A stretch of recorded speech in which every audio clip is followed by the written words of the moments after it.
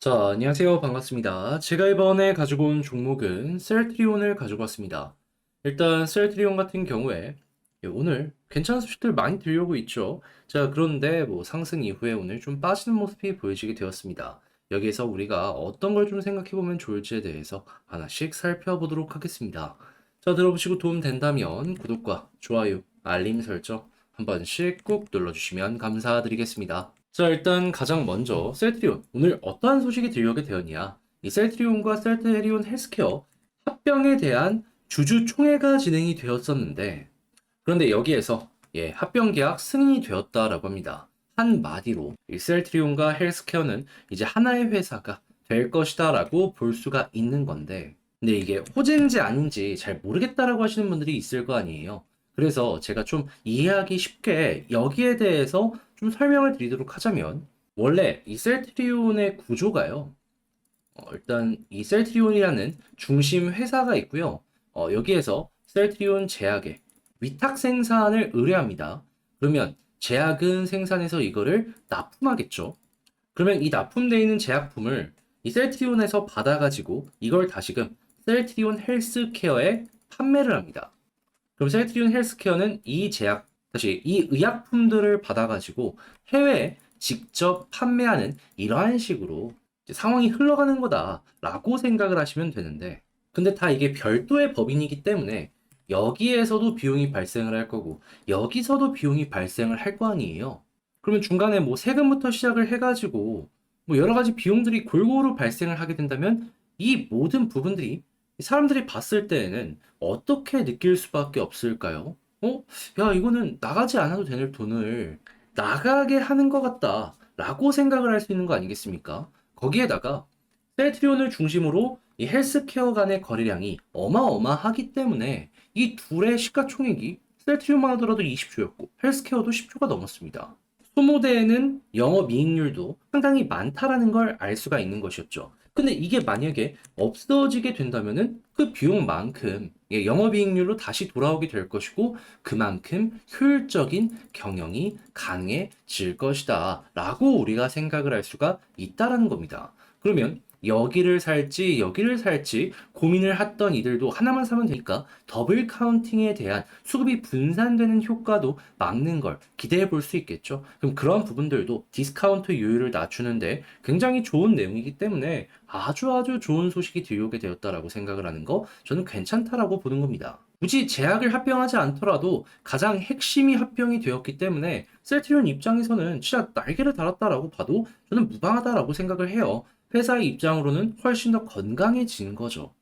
이 셀트리온 헬스케어 같은 경우에는 이 직판 루트들을 하나씩 뚫으면서 영업력을 점점 높이고 있는 상황이었단 말이죠. 근데 하반기에 어떠한 일정이 이제 다가올 것이냐? 일단 여러분들 아셔야 되는 이 첫 번째 같은 경우에는 셀트리온을 먹여 살리고 있다라고 하는 이 램시마 SC 미국에서 이제 승인이 기대가 되고 있고요. 출시는 내년 초에 예정되어 있습니다. 그래서 이제 이 부분 오고 있다라고 생각을 하시면 될 것 같고, 자, 그리고 이제 두 번째 같은 경우에는 이 금리 관련으로 이 제약 바이오기 때문에 여기에 영향을 받을 수밖에 없는데, 현재 이스라엘 불안으로 굉장히 안 좋은 소식들이 많이 들려오고 있죠. 근데 반대로 금리에 대한 인상의 확률은 꾸준하게 떨어지고 있습니다. 무슨 소리냐?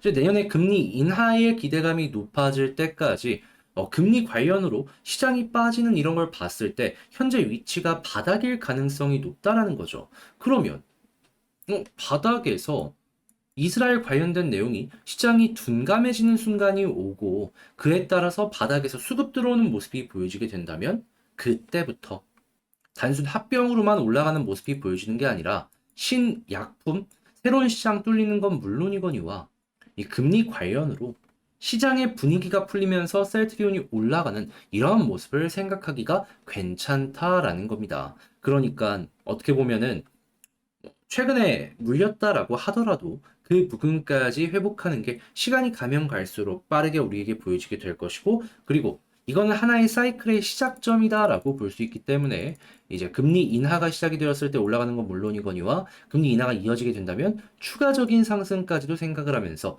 셀트리온에 접근을 할 수가 있다라는 거죠. 그러다가 이제 금리 인하의 끝이 보여진다라고 하면은 여기에서 이제 매도를 하면 그만인 것이고요.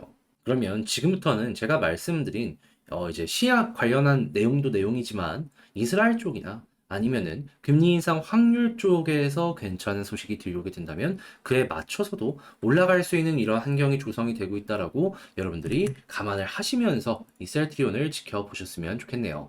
자, 그러면 이런 상황에 수급과 차트를 한번 살펴보도록 하자면요. 일단 수급적으로 봤을 때 최근에 기관이랑 외국인 굉장히 매집을 많이 했다가 오늘 매도했죠. 하지만 이 매도한 구간도 보면은 저점입니다. 그러면 여기에서 매도 나오더라도 이제 금방 매도 멈출 가능성 높으니까 이거는 매도 멈출 때까지만 버티면 될 것 같고 다시금 외국인이랑 기관에서 매수해주는 모습이 보여지게 된다면 그 자리부터 반등도 빠르게 나올 수 있다라고 생각을 하시면 될 것 같고요.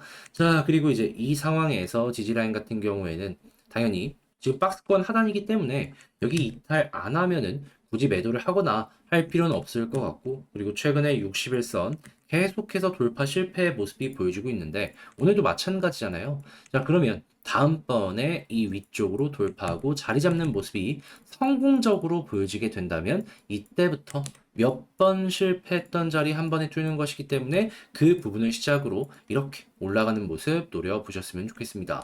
여기 훌륭한 예시가 하나 있잖아요. 이대로 여기서 자리 잡는 게 아예 성공적으로 보여지게 된다면 한 번 더 이렇게 치고 가는 모습 기대해봐도 괜찮은 것이죠.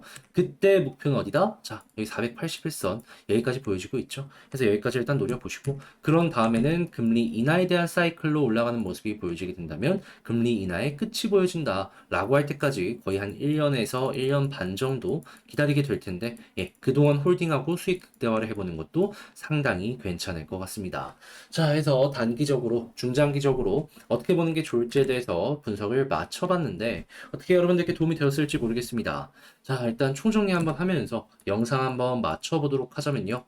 첫 번째, 오늘 합병 완료했는데 이거는 중장기적으로 봤을 때 굉장히 중요한 호재다. 자, 그리고 이러한 상황 속에서 이제 곧 있으면 램시와 관련된 내용이 나오게 될 텐데 이에 대해서 홍보하고 막 하기 시작하면은 그때부터 진짜 하나 올 수 있다. 그런데 여기에 금리 관련으로도 괜찮은 소식이 들려오게 된다면은 뭐든지 간에 아주 좋다. 자, 그리고 네 번째 지지라인 같은 경우에는 박스권 이탈 없다면은 크게 매도할 필요 없을 것 같고 그리고 이제 올라가는 모습이 보여졌을 때 그 시작점은 61선 그리고 수급 같은 경우에는 외국인 기관 보시면 될 것 같습니다.